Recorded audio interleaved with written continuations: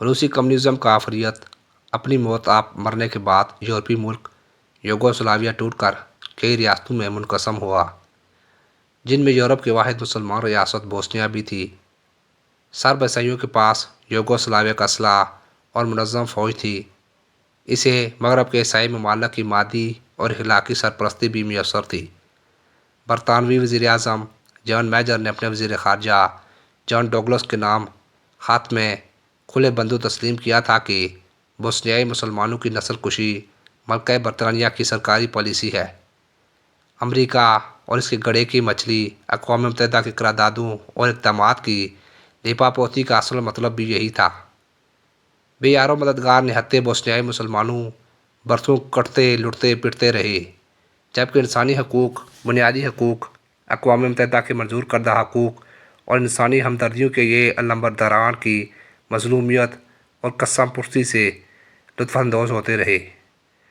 Bosnia میں 2.5 لاکھ مسلمانوں کے قتل عام اور مغربی ذرائع ابلاغ کے جھوٹ، مسلمانوں کی مظلومیت، اقوام متحدہ اور امریکہ کے شرمناک کردار پر ایک یورپی صحافی ٹیوڈور لاکسن نے دل ہلا دینے والی رپورٹ پیش کی ہے۔ ایک شہر میں واشنگٹن پوسٹ کا رپورٹر پیٹر ماس مرسیہا نامی ایک 17 سالہ نوجوان اور خوبصورت بوسنیائی لڑکی سے ملا، جو سربوں کی نسلی صفائی یا نسل کشی سے کسی طرح بچ گئی تھی۔ ایک سربی جنگی لیڈر اسے اور اس کی چھوٹی بہن کو اس کے گھر سے کھینچ کر ایک محفوظ گھر میں لے گیا۔ اس نے اس کی بہن کو ایک کمرے میں پھینک دیا اور سرب گارڈوں سے کہا کہ اس سے سوال کرو، لیکن بہت زیادہ نہیں، اور ہنس دیا۔ وہ 15 سالہ لڑکی مر گئی۔ مرسیہا پھر بھی خوش قسمت تھی، اسے خفیہ طور پر اس کی ماں کے پاس لوٹا دیا گیا۔ بہت ساری بوسنیائی مسلم لڑکیاں اپنے تجربات بتانے کے لیے زندہ نہیں رہیں۔ بوسنیا کے جن علاقوں پر سربوں کا قبضہ ہوا، وہاں مسلمانوں کو گھروں سے نکال کر یا سڑکوں سے پکڑ کر دریاؤں کے پلوں پر لے جایا گیا، جہاں ان کی گردنیں کاٹ دی گئیں اور ان کے اجسام کو دریا میں دھکیل دیا گیا، یا پھر انہیں کھلے ہوئے گڑھوں کے سامنے ذبح کیا جاتا۔ اس کے فوراً بعد ان پر مٹی ڈال دی جاتی تاکہ وہ مٹی میں لت پت ہو کر موت کا لقمہ بنے۔ بہت سارے کنسٹرکشن کیمپوں میں سربوں نے یا تو رائفلوں کے بٹوں سے یا ہتھوڑوں سے کھوپڑیوں کو پھاڑ ڈالا۔ انہوں نے مظلوموں کو تندوروں میں زندہ پکا بھی دیا۔ یہ کہیں زیادہ مہذب جرمنوں کی وحشیانہ نقل تھی، جنہوں نے شکاروں کو جلانے سے پہلے کم از کم زہریلی گیس سے مار دیا تھا۔ سربوں نے اپنے بوسنیائی قیدیوں کو موت کی گھاٹ اتار دینے کے لیے چاقوؤں، کینچیوں اور سیمنٹ کے بنے ہوئے بلاکوں کو استعمال کیا یا اپنے ہاتھوں سے گلا گھونٹ دیا۔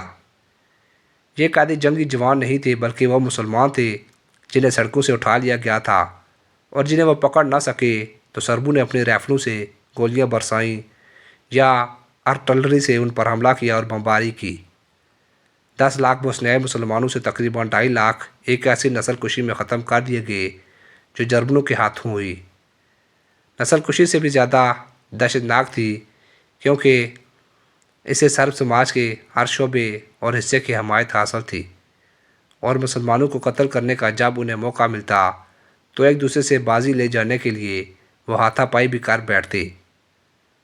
جب یہ سب کچھ ہو رہا تھا تو میرے جیسے لوگ مغربی ذرائع ابلاغ پر یقین کیے ہوئے تھے، جو ہمیں یہ بتا رہے تھے کہ دونوں ہی پارٹیاں مجرم ہیں اور دونوں ہی نے ایک دوسرے کو قتل کیا ہے۔